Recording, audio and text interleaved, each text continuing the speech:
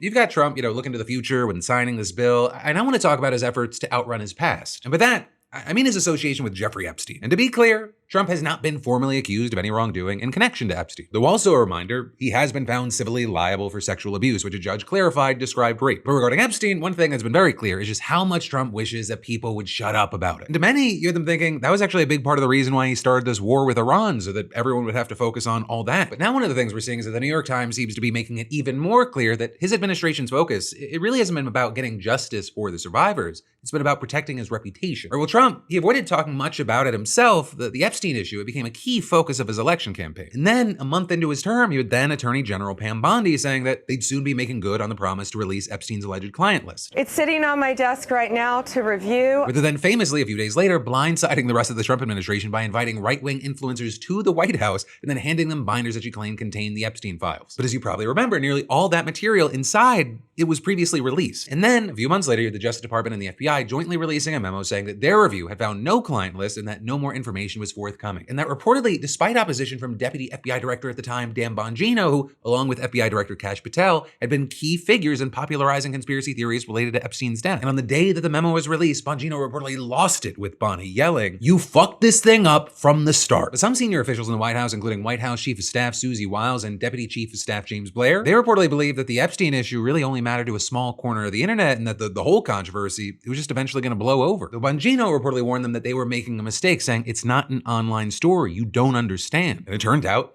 the unlikely happened. Dan Bongino was right. Which, hey, even a broken clock's right twice a day. And it wasn't long until Wiles was sitting down in a conference room and asking him, "Hey, let's get on the same page," with him reportedly responding, "I warned you guys about this the whole time and you ignored me, and exactly what I said was going to happen, happened. And now you're pretending I was in on this? I was never in on this." With him then reportedly storming off, but then not quitting right away to avoid hurting Trump. And according to the Times, he privately complained that this whole mess had cost him millions of dollars in podcast revenue, time with his family, and some of his audience. And while Trump, he was reportedly also fuming at this mess that had been created and even caused some of his formerly diehard supporters to question him, he went to social media and called the Epstein issue a Democratic hoax, with him then famously slamming members of his own party who he described as past supporters and weaklings who had bought into this bullshit hook, line, and sinker. And then a day later, and this is where it gets really interesting, top members of his administration finally gathered in the Situation Room, which, if you do not know, is the secure bunker where top officials meet to discuss and make decisions on classified and high-stakes national security issues. It is the actual room where Barack Obama, Joe Biden, and Hillary Clinton, along with other senior national security officials, watched the SEAL Team 6 raid that ended with the death of Osama bin Laden in 2011. But now with this administration, it became the place to figure out the Trump-Epstein problem, with reportedly Wiles and Blair there, along with Press Secretary Caroline Leavitt, Communications Director Stephen Chung, and then Deputy Attorney General Todd Blanche, and Bondi and Patel joined on speakerphone. Right, and J.D. Vance, actually, he took a seat at the head of the table, telling the group, this is a huge problem. And that's as it said, he'd already been privately pushing for the administration to release the Epstein files, even urging a congressional investigation. You had some senior officials reportedly under the impression that he had come to believe that other elites had taken part in Epstein's crimes. So also, according to the Times, his apparent panic stemmed from worries about how the Epstein issue had begun dividing the MAGA movement. And allegedly, one of his bright ideas for managing all this fallout was to have Tucker Carlson interview Ghislaine Maxwell in prison and hope that she'd state clearly that Trump had not been involved in any of Epstein's crimes. And that's as he also continued pushing for the files to be released in their entirety, predicting that Congress would force the matter eventually and arguing that it would look best in the long run. But then you had Blanche, who, remember, is also Trump's former personal defense lawyer, instead suggesting pushing the court system to unseal the grand jury testimonies from past Epstein-related cases. And the idea there was, hey, any of the information that's going to come out, it's not going to be too damaging, or maybe even more likely the situation's going to be that the request would just get refused. And then Team Trump, they could shift the blame away from the administration and onto whichever judges made that decision. Right? Ideally, one's appointed by Democratic presidents. And then Blanche also floated the idea of interviewing Maxwell again, but he volunteered to do it himself, though he noted that she'd likely ask for something in return. And you had White House counsel James Warrington, who is also in the room, noting two options: a pardon or a reduced sentence, which several people quickly shot down. Though at least according to the Times, not for the reasons you would hope, with Chung reportedly saying, pardoning Maxwell, a trafficker of young girls, would create a huge PR problem. And then Blair added, we can't offer Ghislaine Maxwell anything. A, I don't know why we would, and B, if we give Ghislaine Maxwell any sort of break whatsoever, and then she turns around and says nice things about us, or says nice things about us, and we give her a break, it will undermine the entire point of her saying good things. Saying that will feed the conspiracy theory, period. If there's nothing for her to say that hurts us, we shouldn't have to offer her anything. And of course, we covered it in the end. You had Blanche ending up interviewing Maxwell. She told him that she hadn't seen Trump do anything wrong. wrong. And she was then soon transferred to a minimum security federal prison camp with little explanation until almost 5 months later when Blanche suddenly claimed that Maxwell had faced, quote, numerous threats against her life in her previous lockup. But in any case, at the time of this meeting, the plan that Team Trump reportedly landed on was calling for the release of the grand jury material. And then, almost at that exact moment, you had the Wall Street Journal, which of course is owned by Rupert Murdoch's News Corp. They published their report showing how Trump had been among the friends of Epstein to contribute to the special birthday book put together for Epstein in 2003, where with Trump's hand-drawn offering depicting a nude woman in several lines of text, ending with the words, "May every day be another wonderful secret." And apparently, since cell phones aren't allowed in the Situation Room, a staff member brought in printed copies of the whole article for everyone to see. So with this,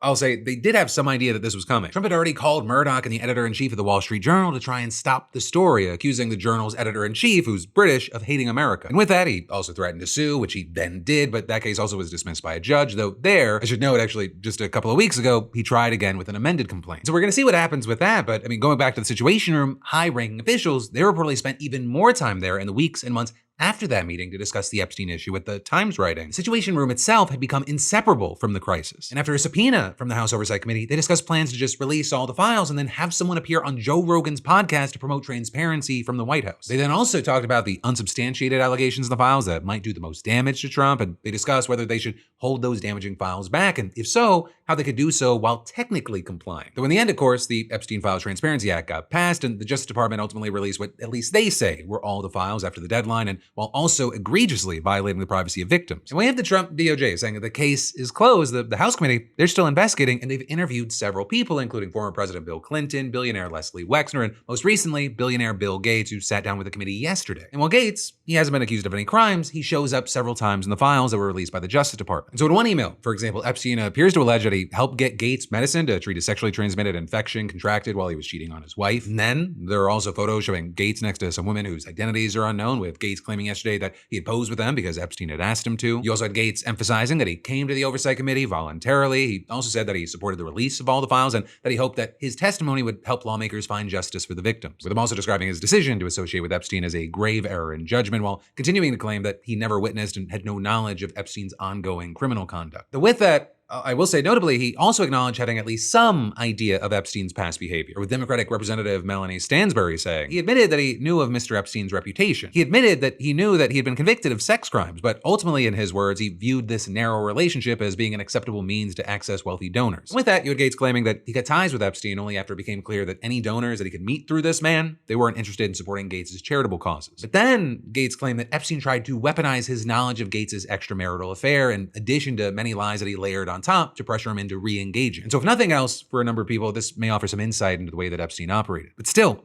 there are so many questions that remain unanswered. And actually with this news, I would be very interested. What are your thoughts around everything Epstein? Like with where things are right now, how do you feel? And also, do you feel like Trump has killed the attention on this, whether it be by diverting it to Iran or any of the other general chaos, or I don't know. And I ask because, most people I talk to, whether it be kind of normies or even people that are at least somewhat in the news space, they get to a place where it seems like they're just so exhausted that it feels like it's impossible to keep up with anything.